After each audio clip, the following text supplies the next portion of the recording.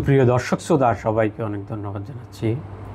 আজকে দেশের গুরুত্বপূর্ণ কিছু বিষয়ে কথা বলব। তো দর্শক, আমরা জানি যে গত কয়েকদিনে দেশের রাজনীতির মোটামুটি হট টপিক হচ্ছে যে জুলাই সনদ। সরকার যে ঐক্যমত কমিশন গঠন করে গত কয়েক মাস বিভিন্ন পলিটিক্যাল পার্টির সাথে সিরিজ অফ আলোচনা করে তারা বিভিন্ন রাষ্ট্র সংস্কারের জন্য অনেকগুলো টপিক তারা একসাথ করেছে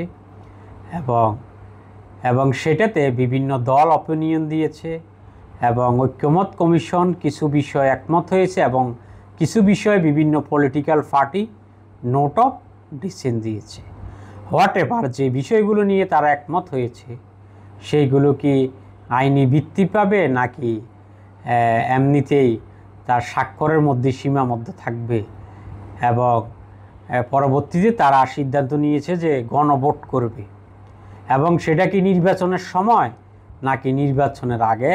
এইসব মৌলিক বিষয় নিয়ে জামাত, এনসিপি সহ বিভিন্ন রাজনৈতিক দলের সাথে ঐক্যমত কমিশন বা জামাত টু বিএনপি বা Jamaat versus government, BNP versus government একটা অনিশ্চয়তা ছিল যে কি হয়।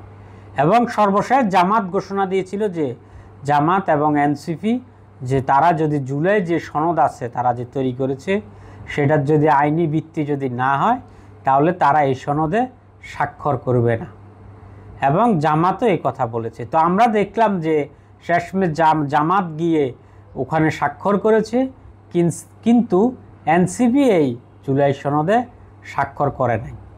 এবং কালকে ঘটনার সময় কিছু অপ্রীতিকর ঘটনা ঘটেছে এবং যারা জুলাইতে যারা আহত হয়েছে তারা আবার ওখানে প্রোগ্রামে তারা গেট মানে ওভারটেক করে তারা চলে গেছে, পরে পুলিশ ওখানে অ্যাকশানে গিয়েছে। তো দর্শক, এখন জামাতের যে নায়েবে আমির তাকে যখন সাংবাদিকরা কোশ্চেন করা হয় যে আপনারা তো বলছেন যে আপনারা স্বাক্ষর করবেন না, এখন বলে রাখি বিএনপি সহ যারা অ্যাক্টিভিস্ট আছে তারা অনেকে জামাত সহ বিভিন্ন দলকে তারা খোঁচা দিচ্ছে যে তাদের কথায় কোনো ঠিক নেই, তারা কেন স্বাক্ষর করলো, তারা তো বলছে যে তারা করবে না, এখন তাদের তো জবান ঠিক নেই।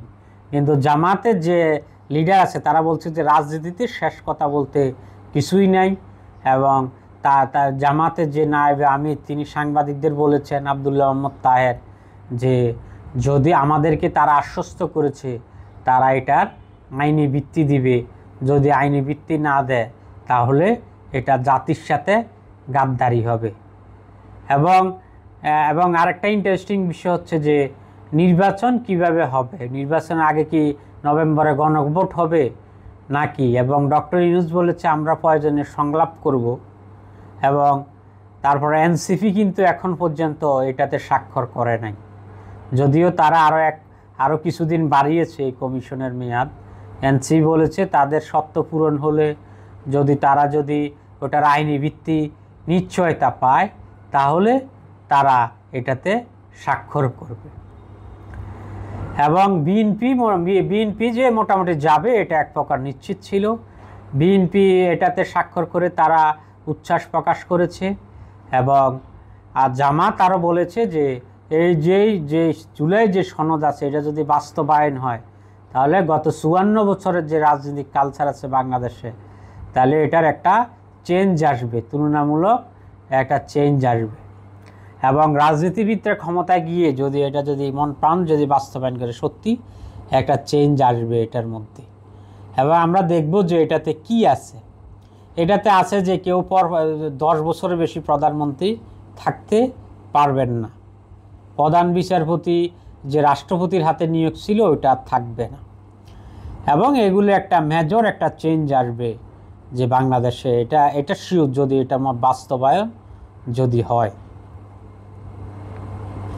এবং বিভিন্ন রাজনৈতিক দল গত 54 বছরের যে রাজনৈতিক যে কালচার বাংলাদেশে যে দোষারোপের রাজনীতি, যদি যে দলে ক্ষমতা আসুক জনগণের ভোটে তারা যদি একটা ডেমোক্রেসিক অ্যাপ্রোচ যদি সৃষ্টি করতে পারে, কনস্টিটিউশনাল বডি যদি ভালোভাবে যদি ফাংশন করে বাংলাদেশে, তাহলে যারাই আসুক ক্ষমতায় তাহলে একটা প্রফেশনালিজম আসবে।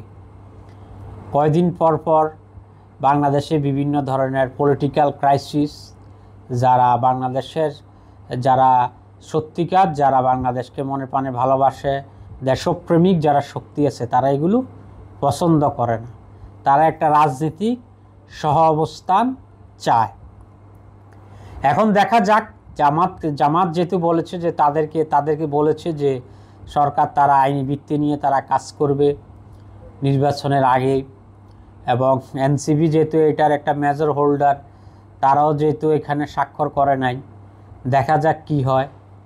আমরা সেটা আর অপেক্ষায় রইলাম। তো দর্শক, সবাইকে অনেক ধন্যবাদ। আসসালামু আলাইকুম।